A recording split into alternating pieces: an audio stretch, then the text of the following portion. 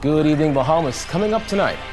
The verdict is in for Disney's cruise port proposal in South Eleuthera. That's stories straight ahead. Eleuthera residents cry out for help.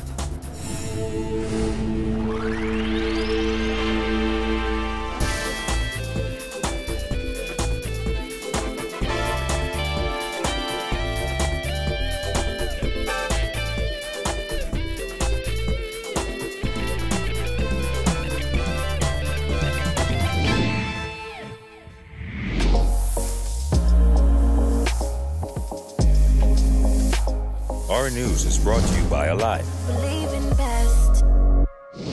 Welcome to Our News, and thanks for joining us. I'm Kyle Joaquin. Government has approved Disney Cruise Line's multi-million-dollar proposal for Lighthouse Point South Eleuthera, citing overwhelming support for the project from area residents. Jared Higgs tells us more. A controversial proposal for the development of a cruise port at Lighthouse Point in South Eleuthera has been given the green light after months of posturing by Disney Cruise Lines and environmental groups who oppose the company's plans. A statement released by the Cabinet Office this afternoon says that negotiations will now begin on a heads of agreement, which will detail the scope of the project, the obligations of the Disney Cruise Lines Island Development Limited, and the obligations of the government of the Bahamas.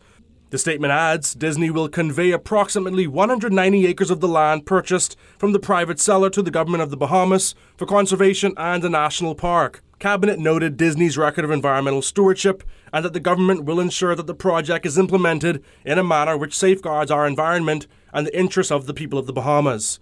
We also spoke to Labour Minister Dion Fowkes before he headed into this morning's cabinet meeting. He says whatever the outcome, the people of Eleuthera are going to benefit. This is very good news for South Eleuthera. From Deep Creek, Winters Bay, Greencastle, Roxanne. That area has been really in a state of depression for many years.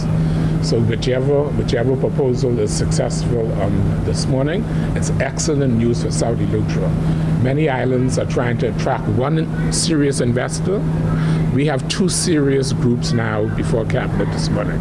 So I am, as Minister of Labour, I am elated that both proposals represent a significant amount of jobs.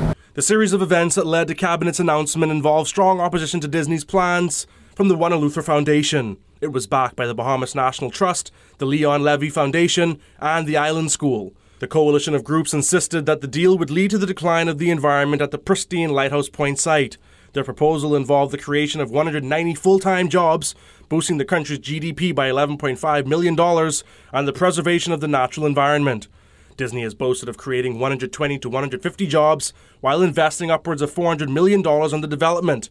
They also promised to break off a portion of the 700-acre site for conservation purposes. According to Cabinet's statement, some of the core elements of Disney Cruise Line's proposal, which are of fundamental importance, are low-density development and sustainable design, public access, and the restoration of various historical and cultural sites. Government once again stressed that the land in question is privately owned, not Crown land, and that Disney has a sales agreement with the landowner to purchase it. Officials also referenced a recent public domain poll, which showed that the majority of respondents were in support of Disney's proposal. Reporting for Our News, I'm Jared Higgs.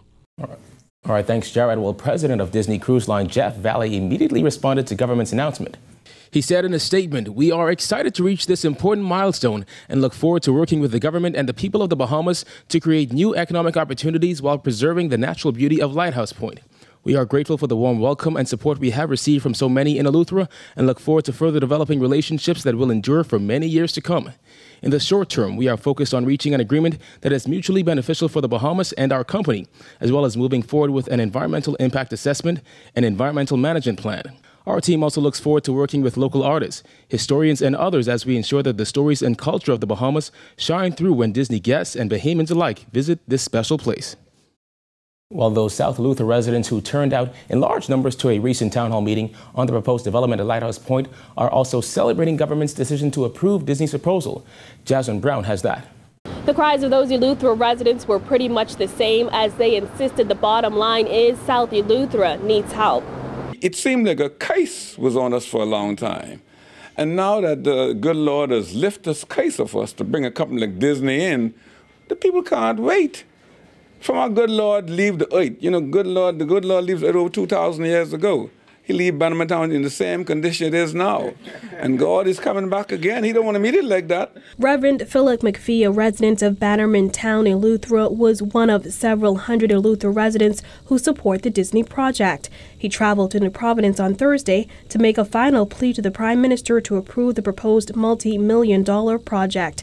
So just how bad is the South Eleuthera economy? Well, Reverend McPhee says it's beyond words. Well, my dear, if you have ever visited Eleuthera, and when we look at the most southern point of Eleuthera, which is from the south point, you're talking about Eleuthera, North Eleuthera, and even Central doing fairly good. But South Eleuthera been down for a while, and nothing was happening. His statements were echoed by fellow lifelong South Eleuthera resident Bishop Ernest Sweeting. The condition of South Eleuthera, it is not nice. A lot of people in Nassau, they are talking. And what bugs me, there are so millionaires who talking about South Eleuthera, who want to stop Disney. But the millions that they have, they fail, they sit on their millions and fail to empower our young people. I'm getting old now, and the young people that is on this earth now, if we fail to empower them, this country is going to be in trouble. Vandalyn Oldham is one of those young people. She was born and raised in South Eleuthera, but had to leave the island to find work. She says countless other young people have had to do the same, as there are no opportunities in Eleuthera. I don't live in Eleuthera no more because there is nothing for me to do there. I am fortunate enough that my parents provided that I could go off to school, and now I am back, and I want to come home, but I have nothing to go home to because there's no jobs. And it's hard. I have many friends that I went to school with or in set with me, and they are no longer on the island. Must see 1 or 2 people out of all the people in my age bracket. And the people that are there, suffering. They all insist the suffering must end, adding the bigger picture is that South Eleuthera desperately needs an economic boost. Reporting for our News, I'm Jasmine Brown. All right, thanks, Jasmine. Well, days after they were allegedly caught poaching in Bahamian waters, dozens of Dominican poachers had their day in court. Jillian Gray tells us more.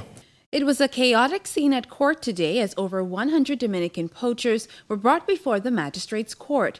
There was a 4-hour delay in the case due to a mix-up with court dockets. The language barrier also posed a problem. When the defendants were finally brought before Chief Magistrate Joyanne Ferguson Pratt, the captain and crew of the Dominican vessel the Paul were charged with 1 count of engaging in illegal fishing in the Bahamas, 1 count of possession of undersized Nassau grouper, 1 count of possession of undersized crawfish, and 2 counts of possession of a prohibited apparatus, namely 8 spear guns and 14 compression tanks. The crawfish were less than 3 1/4 inches from the base of the horn to the end of the jacket. The 49-member crew caught 144 pounds of Nassau grouper and 7,772 pounds of crawfish. The captain pleaded with the judge for a shower and toothpaste. However, Magistrate Ferguson Pratt said as the hour was late, she could not find suitable accommodations for them. When asked if they had eaten, they replied yes. The men pleaded guilty to all charges. Now, the captain and crew of the Cheeky and Dinga Rosa were not as accommodating. The crew of those vessels did not answer to their names when called by the interpreter. The magistrate delayed the sentencing of the crew of the Paul till tomorrow, when she will also charge crew members of the Dinga Rosa and Cheeky, who, according to court, will have additional firearm and drug charges. Reporting for our News, I'm Jillian Gray. Also from the courts, 24-year-old Shafara Lewis was charged with a juvenile male before Magistrate Subasola Swain.